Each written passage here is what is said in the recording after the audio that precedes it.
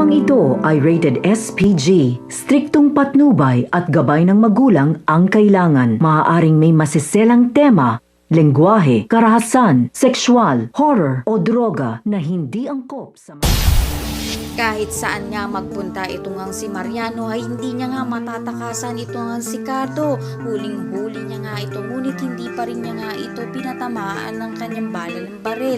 Dito ay pinapaamin nga niya kung nasaan yung kasama nga nitong babae. Ngunit wala nga itong ang si Ellen dahil dumiskarte nga siyang mag-isa. Dito ay nahuli nga siya ng mga kasamahan nga nito ni Lolita. Nagmamakaawa pa nga siya na wag nga siyang tapusin ng mga ito.